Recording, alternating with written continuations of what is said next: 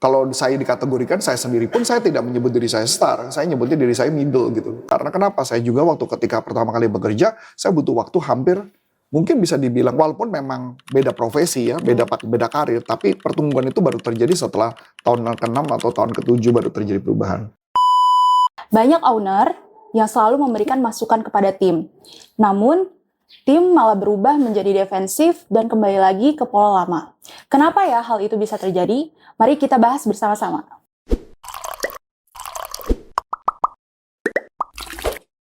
Halo Coach. Hai. Apa kabar Coach? Baik. Oke Coach, jadi ada persoalan menarik nih Coach. Jadi banyak owner bisnis nih yang suka memberikan masukan kepada tim. Tapi belum ada perubahan nih. Alih-alih membaik, tim tuh justru malah defensif, kemudian malah kembali ke pola lamanya setelah diberi masukan. Nah, kenapa nih Coach bisa terjadi hal ini? Salah rekrut. Ya, kalau yang paling penting sebelum kita mau mengubah orang kan kita mesti ngerekrut yang benar dulu dong. Jadi kalau inputnya benar, terus kemudian dikelola dengan benar, maka outputnya akan benar. Bahkan di dalam teorinya Jack Welch gitu ya, yang Jack Welch itu adalah salah satu bos atau dia dulu pernah jadi presidennya GE. Dia membagi manusia tuh menjadi 3 bagian.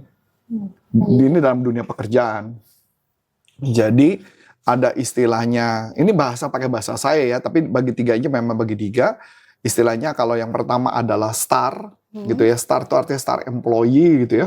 Yang karyawan bagus, dia rekrut, nggak perlu terlalu banyak di develop, dia bisa jalan sendiri, cuma dikasih tahu sedikit jalan. Itu adalah star. Yang kedua adalah yang middle. Middle itu artinya yang perlu di develop, dikembangkan dan sebagainya. Nah, dan kemudian ada bagian yang ketiga adalah kalau istilah saya, istilahnya adalah deadwood. Deadwood itu kayu mati gitu ya. Kayu mati itu artinya mau di develop kayak apa, ini orang udah pasti akan kejadian kayak begitu gitu loh. Nah, jadi gambarannya kalau ada, saya lupa persis rumusnya, dia tuh ada persentase, cuman saya lupa persentasenya berapa. Jadi ada berapa persen itu pasti star, ada berapa persen yang middle, ada berapa persen yang buruk gitu loh. Nah, bahkan menariknya, jadi kalau ditanya buat kita sebuah company, at least ya palingnya mungkin kalau misalkan ada yang buruk-buruk itu sekitar 10-15%, mungkin bisa dibilang wajar kali ya. Bisa dibilang wajar karena ya mungkin ada salah rekrut, ada salah demotivasi dan sebagainya, itu pasti terjadi. Jadi kalau buat kita yang paling penting adalah ngerekrut yang pertama adalah rekrut star dulu. Yang star dulu. Star tuh enak banget kan ya, jadi nggak perlu di-develop terlalu banyak, dia ngerti apa yang harus dilakukan, cuma dikasih perintah dan sebagainya jalan. Ini saya nggak usah jauh-jauh deh, kayak tadi aja istri saya gitu ya. Ketika tadi istri saya ngobrol dengan salah satu anak Gen Z ya, ngobrol dengan satu Gen Z, itu cuman ketika dia kasih tahu sesuatu, dia cuma nanya, ngisinya gimana, cara ngetiknya gimana, cara nulisnya gimana. Nah loh kok sampai segitu parahnya gitu, dia nulis aja tuh nggak ngerti gitu ya. Jadi kan kalau kategori itu kan sebenarnya bisa jadi di middle, bisa juga di akhir tuh yang kondisi ketiga tuh. Jadi kadang-kadang makanya kenapa orang-orang yang seperti itu jarang bertumbuh. Kalau star tuh enak banget tuh. Star dikasih tahu sedikit, dia bekerja mati-matian tuh. Wah, gila banget tuh bekerja mati-matian.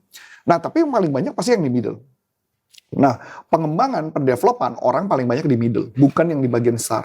Kalau star tuh cuma istilahnya kita ngeliat kekurangannya apa, bahkan kadang-kadang mungkin lu nggak perlu ngajar, kamu nggak perlu ngasih tahu, cuma ditegur sedikit, dia cari tahu perbaikan. Dia harus perbaiki nih, apa yang harus diperbaiki, apa yang harus diperbaiki. Dia terus itu cari terus tuh. Kayak gitu. Jadi dia nggak akan menerima nasibnya seperti itu. Dia akan cari perubahan terus, dia akan melakukan perubahan terus. Kalau yang middle, ya bisa dibilang disuruh berubah. Bisa ya, bisa juga enggak gitu ya. Kecuali yang deadwood tadi ya. Kalau dikasih feedback tadi nggak bisa terima, mungkin kategorinya adalah bagian 3 buat saya. Nah, jadi pertanyaan yang menarik adalah, balik ke pertama adalah tentang bagaimana perekrutannya dulu di awal. Kalau perekrutannya tepat, maka hasilnya akan tepat. Yang kedua adalah, kalau buat saya, yang bagian bisa dikembangkan adalah sebenarnya karyawan yang di bagian middle dan di bagian yang star. Star itu kan bisa dikatakan ini adalah calon-calon pemimpin di masa depan. Karena star cuma dikasih persoalan sedikit, dia mikir, dia cari cara bagaimana caranya, dan dia bisa naik ke level yang lebih tinggi gitu loh. Bahkan kalau yang middle, ya itu berarti memang perlu kerja keras. Kalau bahasa saya, kalau star ya, ini bahasa saya ya. Jadi hidup manusia itu ada skala yang namanya saya sebut skala 5 tahun. Skala 5 tahun. Kenapa saya nyebutnya skala 5 tahun? Ini mirip kayak pemilu ya. Pemilu itu kan 5 tahun ya. Pemilu 5 tahun, 5 tahun. Dan saya juga menemukan manusia itu pada dasarnya kelipatan 5 gitu. Kelipatan 5. Jadi ketika orang tersebut dalam waktu kalau yang star ya, biasanya kurang dari 5 tahun dia bisa promosi. 5 tahun dia pasti bisa jadi bintang tuh. Pokoknya cepet banget dia pertumbuhannya. Orang middle itu kisaran menurut dugaan saya, perkiraan saya, itu kisarannya antara tahun ke-6 sampai tahun ke-10. Baru orang itu berkembang. Jadi misalkan mungkin tahun ke-7 dia baru berkembang. Itu naik promosi dan sebagainya. Nah, sedangkan yang di bagian ketiga adalah itu orang bahkan sampai 15 tahun pun juga dia nggak berkembang di posisi yang sama terus-menerus gitu. Jadi makanya kalau ditanya, kalau saya dikategorikan, saya sendiri pun saya tidak menyebut diri saya star, saya nyebutnya diri saya middle gitu. Karena kenapa? Saya juga waktu ketika pertama kali bekerja, saya butuh waktu hampir, mungkin bisa dibilang, walaupun memang beda profesi ya, beda karir, tapi pertumbuhan itu baru terjadi setelah tahun ke-6 atau tahun ke-7 baru terjadi perubahan. Nah, balik lagi, jadi pertanyaannya adalah, bagaimana dengan karyawan-karyawan yang kondisi yang seperti itu? Biasanya karyawan-karyawan yang misalkan, kalau yang dia star ya, dia pada dasarnya star atau dia middle, itu dia mulai gelisah tuh tahun ke-8, tahun ke-9 lah. Tahun ke-8, tahun ke-9 dia ngeliat nih, kok gue gak ada perubahan hidup ya? Kok gak ada perubahan nasibnya? Nah, di saat itulah biasanya orang-orang bisa saja resign dari dunia pekerjaan gitu ya. Dia akan nyari gitu ya. Yang star enggak, di orang star mungkin cuma 3-4 tahun dia mulai gelisah tuh. Gelisah, dia mau cari sesuatu yang baru, mau cari sesuatu yang menarik, yang menantang, challenging baru dan sebagainya. Jadi makanya buat kita, kita mesti ngeliat tuh pola-pola itu, ada nggak kemungkinan dia karir naik, ada nggak kemungkinan dia bertumbuh dan sebagainya gitu. Itu yang paling penting di bagian itu. Nah, bagaimana dengan orang-orang yang kalau yang bagian akhir saya udah nggak bisa ngomong ya, itu memang orangnya kelihatannya akan sangat sulit sekali walaupun diberi feedback dan sebagainya, tapi pada dasarnya paling nggak minimal diusahakan supaya dia mau melakukan. Paling nggak kalau buat saya akan ngelihat dari 2 hal dalam kehidupan. Lihat yang pertama adalah faktor motivasi, atau faktor kedua adalah faktor skill. Kalau faktor motivasi dia sangat tinggi, ya, atau dia lagi down itu karena motivasinya dia lagi down, ini masih kita bisa perbaiki. Kalau masalah skill kan itu masalah pertumbuhan dia ya. Kadang-kadang skillnya tinggi tapi motivasinya rendah. Nah, buat saya kalau seseorang itu ketika terjadi sebuah, kan kita kadang-kadang orang kerja nih, kita nggak tahu nih. Ini orang stres atau kelihatannya kayaknya kok performanya nggak bagus gitu ya. Itu ada penelitiannya, ada yang namanya kurva yang disebut, saya cuma lupa nama kurvanya. Kurva itu tersebut mengajarkan bahwa ketika seseorang kita tahu orang itu udah kerja beberapa tahun, bagaimana kita tahu bahwa dia jelek atau dia kondisinya motivasinya jelek? Paling gampangnya adalah begini. Dia patokannya ketika diberikan pekerjaan dan dia frustasi artinya kayak orang kebingungan, berarti orang ini butuh tambahnya skill.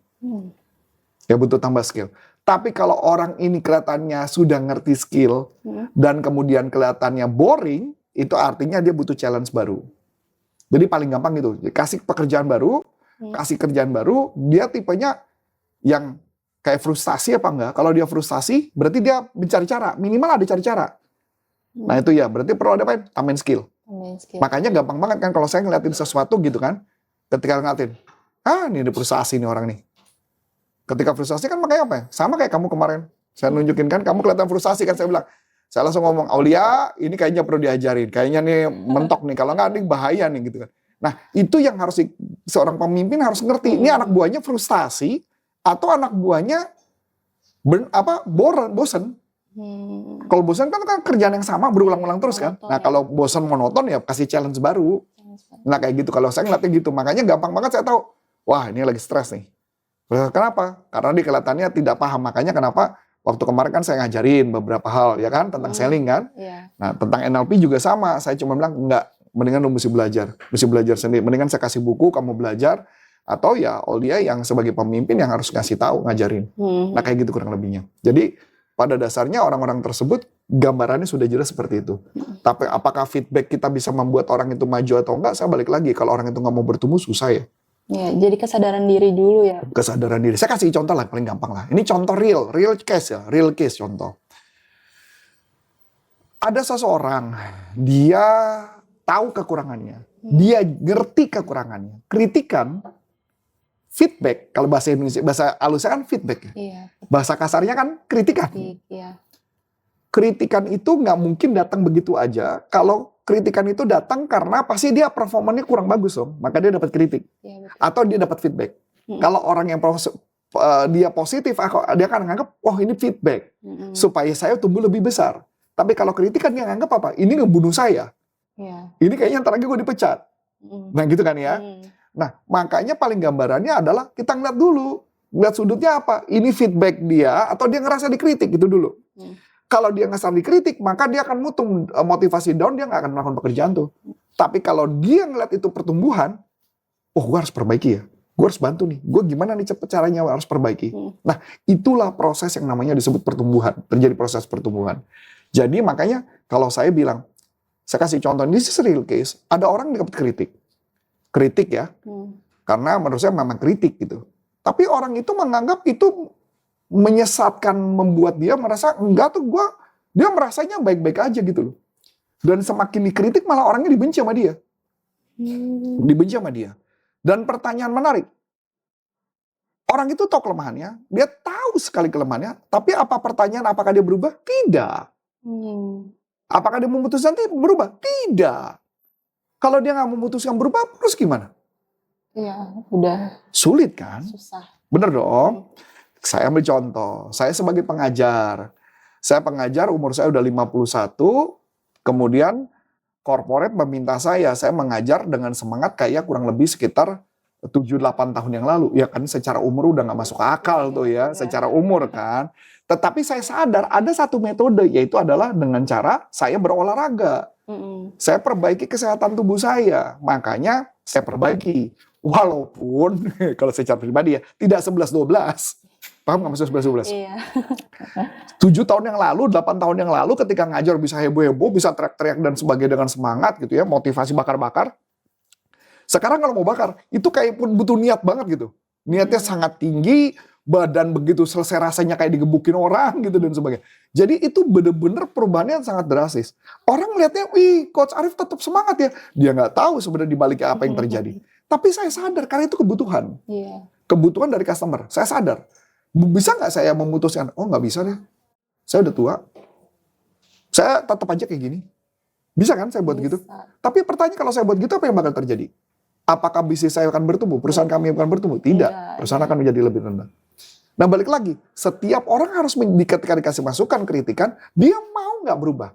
Berbeda sama orang yang dikasih masukan, kritikan, dianggap ini ngebunuh saya. Ini kesalahan. Malah orangnya dibenci. Iya. Apakah orang itu akan bertumbuh? Enggak. Jadi bukan orang itu adalah orang biasa, bahkan seorang yang sekalipun dia seorang coach, itu pun bisa merasa seperti itu kalau dia sendiri yang memutuskan, enggak gue baik-baik aja, lu aja yang problem.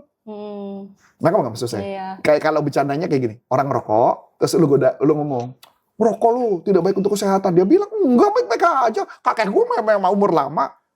Enggak, lu itu gak baik lu. Terus orang yang ngerokok mau apa? Ah lu aja yang ngereseh. Gue gak apa-apa. Nggak suka. Nah, maksud saya, Iya. artinya dia ngerasa gak apa-apa. Kalau dia gak ngerasa gak apa-apa, orang itu bisa berubah gak? Gak bisa. Sedangkan kalau dalam dunia korporat apa yang harus dilakukan? Yang memang harus di let go kalau orangnya seperti itu. Betul gak? Benar. Ya gak? Orang yang memang gak mau bertumbuh, itu keputusan dia toh. Benar. Tapi biasanya ada tips gak sih coach dari owner-owner gitu, misalnya menangani kayak gitu. Tetap gak ada ya? Karena bagaimanapun juga setiap owner akan ngelihat orang itu mau bertumbuh atau enggak. Tadi yang saya bilang, kalau orang itu pada dasarnya memang tidak mau bertumbuh, nggak bisa diapa-apain. Memang ada cara yang istilahnya kalau mama disebut namanya pakai punishment dan sebagainya. Bisa lah kita tanya, kita korek-korek apa nilai yang penting dalam hidup dia. Nilai yang paling penting dalam hidup dia kita korek, kita coba develop dari sana. Misalnya yang paling penting buat dia adalah misalnya keluarga. Saya connect dari keluarganya, saya ajak makan keluarganya, saya ajak ngobrol keluarganya. Mudah-mudahan berhasil. Tapi bisa juga enggak. Berarti kesadaran diri. Balik lagi kepada orangnya. Makanya kenapa saya selalu bilang adalah input dari pada saat ngerekrutnya. Lebih gampang kalau buat saya ya. Lebih gampang adalah yang ngeganti. Walaupun saya tahu kondisi ada berbagai perusahaan yang tidak boleh mengambil keputusan itu. Bahkan, nah ini this is true story ya. Ini true story lagi. Mungkin kamu juga belum pernah dengar. Ada perusahaan-perusahaan biasanya yang ada hubungan sama BUMN. Kalau orang yang nggak perform, lucunya mereka nggak dikasih jabatan, mereka ditaruh, disebut namanya advisor. Gitu. Dan you know what? Dia nggak kerja apa-apa. Dia nganggur. Dan digaji. Makan gaji buta berarti. Yes. Saya banyak banget ngelihat perusahaan-perusahaan BUMN yang besar-besar seperti itu. Kesannya biar turnover-nya rendah gitu, apa gimana? Betul. Wah. Nah, tapi ini tidak terjadi di perusahaan swasta. Kalau di perusahaan swasta orang itu nggak bagus, ya sudah, let go. Di-cut langsung ya. Kalau BUMN tidak. Saya udah ngelihat dengan mata kepala sendiri, ada satu divisi yang khususnya kerjanya cuma advisor. Yang ngerjaannya mungkin nggak jelas ngapain gitu dan sebagainya.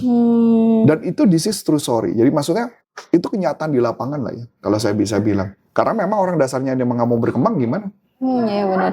Ya nggak? Di pemerintahan juga ada yang kayak gitu-gitu. So this is yang terjadi di dalam dunia nyata, di Indonesia khususnya. Wah. Ya susah kan? Mau ngomong apa susah dong? Susah banget. Yang hatimu mau berontak kan? Kan gue yang bayar pajak gitu. Iya ya. benar-benar. Gak bisa. Tapi kita, jangankan itu. Nah ini Mas Adi lagi deh, saksi deh ya. Mas Adi saksi. Kita pernah. Tapi ini gosip aja ya. Kita pernah pergi ke sebuah hotel di daerah Bogor. Bukan Bogor, Depok ya Mas Adi ya. Kita ada pelatihan dari pemerintahan. Oke? Nama papannya ada. Pelatihannya ada. Berapa harinya? Tahu nggak? Pesertanya nggak ada. Kosong. Tapi acara berjalan, tidak ada pembicara, tidak ada orang di sana. Bahkan makanannya pun tidak ada. Ataupun kalau ada makanannya dibungkusin. Nggak tahu kemana tuh makanan. Dan itu banyak banget, bukan hanya satu. Dan itu ada di beberapa tempat.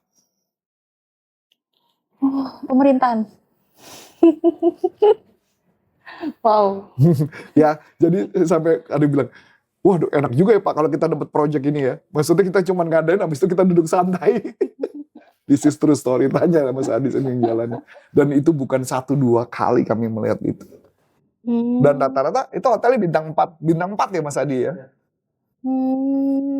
Wow. Dan Anda tahu setiap mereka orang tersebut, gosipnya itu nggak datang ke tempat hotel, tapi dapat duit. Saya nggak tahu yang sekarang ya, saya tahu yang dulu. Ini mungkin kalau ditanya, mungkin beberapa tahun yang, bukan berapa tahun, mungkin bukan yang presiden yang sekarang, presiden yang dulu, itu yang saya lihat. Wow. Ya, berarti uang pajak di. Selamat welcome to Konoha. Gitu ceritanya. Ya daripada gosip nanti ceritanya nggak enak. Dan kurang lebih gitu. Oh oke, menarik banget nih pembahasan kali ini. Buat teman-teman yang ingin tahu lebih lanjut, bisa join langsung di grup WhatsApp ya di kolom deskripsi. Sekian dari aku Aya. Dan saya Coach Antoni Sari mengucapkan terima kasih. Sukses buat Anda. Sampai jumpa. And happy for business untuk Indonesia. Bye-bye.